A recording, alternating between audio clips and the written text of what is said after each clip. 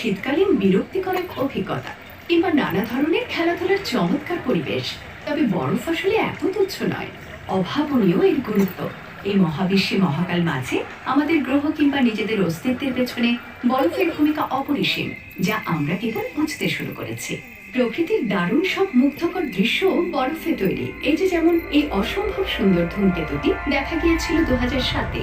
আর শনির বলয়ের দিকে যদি তাকান, দেখবেন পানি জমে বরফ হয়ে গেছে, গড়ে তুলেছে মুগ্ধকর নান্দনিক বলয়। বহু বহু দূরের অনেক গ্রহ বরফ ঢাকা, অনেক গ্রহ আবার পুরোটাই এই বিচিত্র সুন্দর বরফেই তৈরি। সৌরজগতের অনেকটা জুড়ে যেমন পাওয়া যায় বরফের দেখা, এমনি সীমা পেরিয়ে গেলেও পাওয়া যাবে বরফের খোঁজ।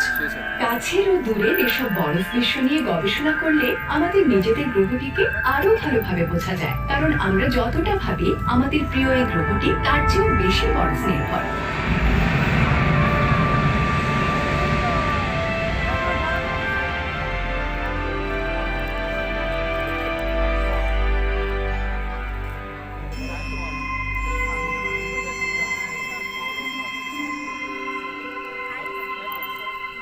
মঙ্গল থেকে তাকান, দেখবেন পৃথিবীটাকে রাতের আকাশে এক উজ্জ্বল নক্ষত্র বলে মনে হচ্ছে।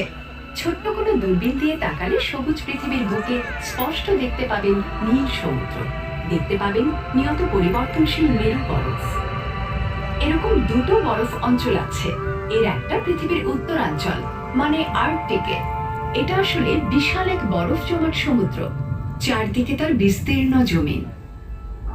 সাবমেরিন বা ডুবোজাহাজ সহজেই ঘুরে বেড়াতে পারে এর নিচ দিয়ে।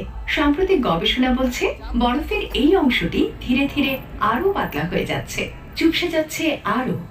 গ্রীষ্মে অনেক সময় কিছু জলযান একদম উত্তর মেরুতে সমুদ্র পৃষ্ঠে উঠে আসতে পারে, অর্থাৎ এসব জায়গায় গ্রীষ্মে বরফ গলে যায়। কয়েক দশক পরে হয়তো দেখা যাবে গ্রীষ্মের শেষ দিকে এখানটায় কোনো বরফই নেই। হ্যাঁ, এটা অসম্ভব নয়। জলবায়ুগত বিপুল পরিবর্তন ঘটছে পৃথিবী জুড়ে। বিজ্ঞানীরা এই পরিবর্তন খুব মনোযোগ দিয়ে পর্যবেক্ষণ করছেন। আর পৃথিবীর অন্য পাশে দক্ষিণ মেরুতে রয়েছে অ্যান্টার্কটিক অঞ্চল, বিশাল এক বরফপাতে মোড়া এই এলাকা। অ্যান্টার্কটিকা নামে এই অঞ্চলের আস্ত এক মহাদেশ, সবটা বরফে ঢাকা, চারপাশে তার সমুদ্রের নীল জল।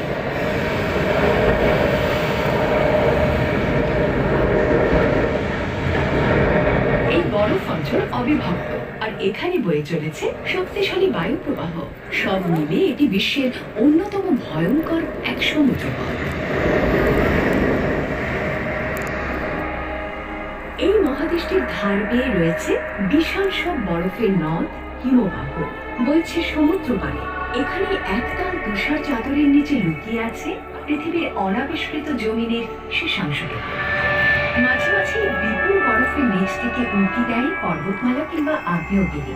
আমাদের মনে করিয়ে দেয় ভূতাত্ত্বিক নান্দনিক অদ্ভুত সব বৈচিত্র্য লুকিয়ে আছে ওই বরফের নিচে। বিশেষ ধরনের যন্ত্র দিয়ে 2.5 কিলোমিটার বরফ খুঁড়ে মানুষ উঁকি দিতে চেষ্টা করেছে এই হারানো পৃথিবীর গভীরে। যুক্তরাষ্ট্রের আকারের বিশাল এক মহাদেশ রয়েছে সেখানে। আছে সারি সারি পাহাড়, পর্বত, হ্রদ ও নদী।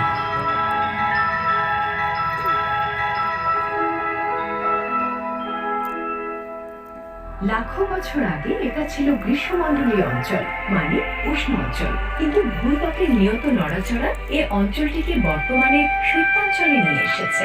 বাতাসে বয়ে যাওয়ার ধরন ও পর্বতমালার কারণে কিছু অঞ্চলে বরফ জমতে বাধা পড়েছে। তাই এখানে রয়েছে ড্রাই ভ্যালি নামে বরফহীন শুষ্ক অঞ্চল। এই আদিম বরফহীন অংশে পা রাখতে পারি আমরা, চাইলে উপভোগ করতে পারি আধুনিক বরফ যুগের নানা দিক। আমরা জানি শীতল বরফ চাদর কেবল পৃথিবীতে দেখা যায় না। যেমন এই ছবিটা দেখে মনে হয় অ্যান্টার্কটিকা, আসলে কিন্তু মঙ্গল গ্রহ। শীতল শুষ্ক এক মঙ্গোলীয় মরুভূমি এটি। লাখো কোটি বছর ধরে এই অঞ্চল বন্দী বরফ যুগের করাল থাবায়। আর গ্রহটির মেরু অঞ্চলে রয়েছে জমাট পানি ও কার্বন ডাইঅক্সাইডের বরফ। বরফের অনেকগুলো স্তর দেখে বোঝা যায় কালের প্রবাহে বরফ স্তরের নিয়মিত বদলে যাওয়ার ধরন। 2008 সালের কথা। ফিনিক্স নভোযান সফলভাবে নামে মঙ্গলের আর্কটিক অঞ্চলে। বিজ্ঞানীদের আশা এ নভোযানের উপাত্ত থেকে জানা যাবে মঙ্গলে কখনো আদিপ্রাণ ছিল কিনা। হয়তো অন্য কোথাও, অন্য কোনো গ্রহে আজও বরফের মাঝে রয়েছে অন্য কোনো ধরনের জীবন। এই যেমন এটা একটা ধূমকেতু, ধুলো ধূসরিত এক বরফ গোলক, প্রায় 1160 কিলোমিটার বিস্তৃত। সূর্যের যত কাছে এগোচ্ছে বাষ্পীভূত হচ্ছে এর বরফ। পেছনের মহাশূন্যে ছড়িয়ে পড়ছে সেই বাষ্পীভূত বরফের লম্বা লেজ। বিজ্ঞানীদের ধারণা এরকম ধূমকেতুরাই শিশু পৃথিবীতে বয়ে এনেছে অন্তত অর্ধেক পানি ও আরো জটিল সব রাসায়নিক যৌগ। এসব ধূমকেতু আসে মঙ্গলেরও আরো অনেকটা পেছন থেকে। এখানে সৌরজগতের শীতল বহিস্থ অঞ্চলে আমরা দেখা পাই বিচিত্র সব বরফ জগতে, যেমন এই ইউরোপা, বৃহস্পতির গ্রহাকৃতির এক চাঁদ। এটির তুষারাবৃত পৃষ্ঠে আছে বরফের গলে যাওয়া, জমাট বাঁধা, এমনকি ভেসে বেড়ানোর স্পষ্ট চিহ্ন। এই জমাট বরফ পৃষ্ঠের নিচে হয়তো রয়েছে তরল পানির সমুদ্র। ভবিষ্যতের কোনো নভোযান হয়তো এই সমুদ্রের গভীরতা পরিমাপের চেষ্টা করবে।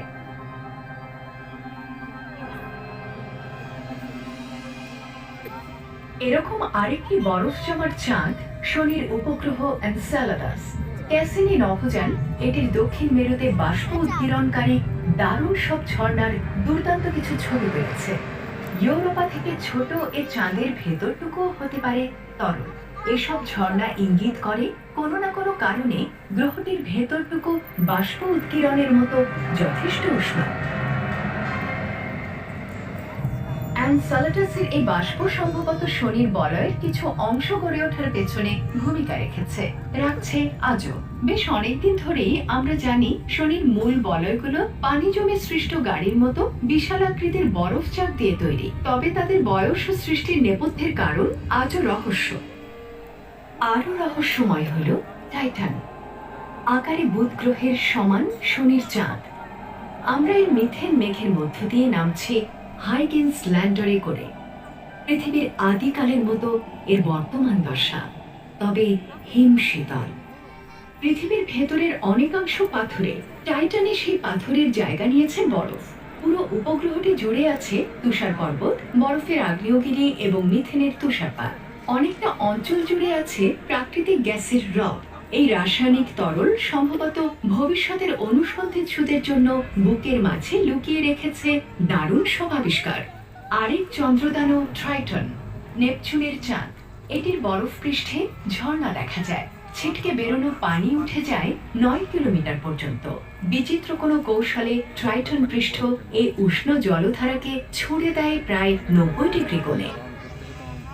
আমাদের সৌরজগতে বরফ বিশ্বের সংখ্যা আসল গ্রহরাজির চেয়ে অনেক অনেক বেশি। আর এসব বিশ্বে আমরা যা আবিষ্কার করেছি তা আমাদের চমকে দিয়েছে।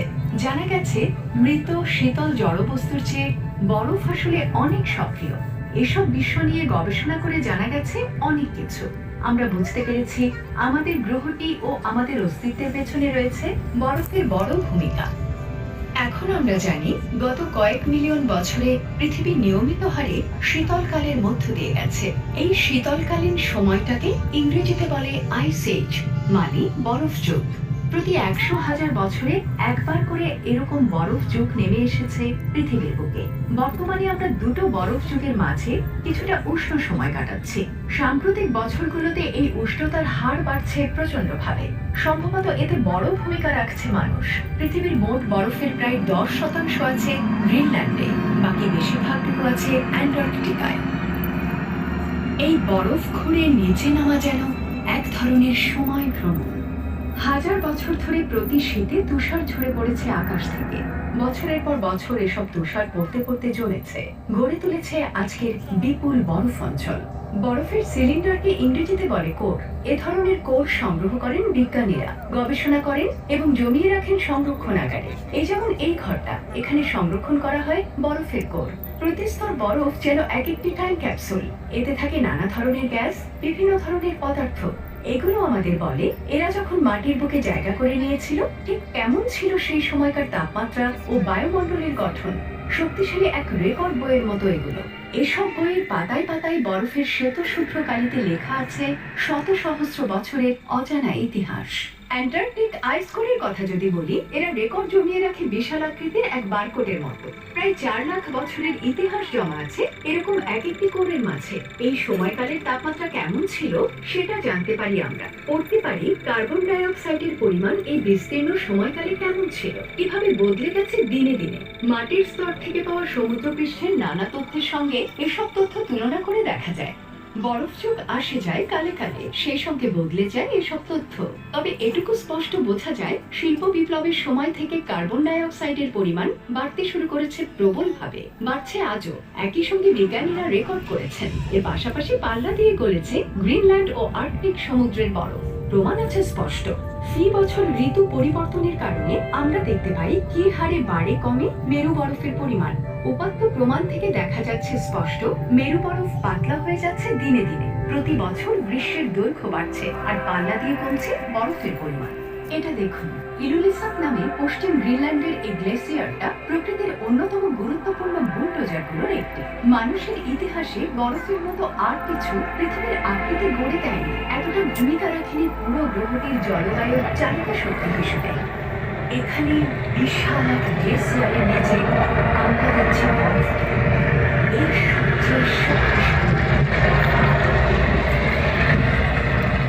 দেখছি জন্ম নিচ্ছে একটি আইসবার্গ।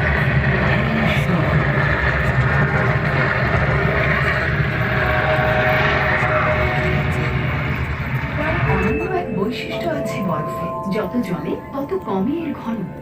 আর বরফ তাপ প্রতিফলিত করে বায়ুমণ্ডলের মধ্যে। পাশাপাশি সামান্য তাপমাত্রাকে এটি বাড়িয়ে দিতে পারে অনেকটা, ফলে এই তাপমাত্রা প্রভাবিত করতে পারে আমাদের পুরো গ্রহটিকে। এটা বরফকে পরিণত করেছে আমাদের জলবায়ুগত তাপমাত্রা পরিবর্তনের প্রধান নিবর্ধক বা অ্যাম্প্লিফায়ারে।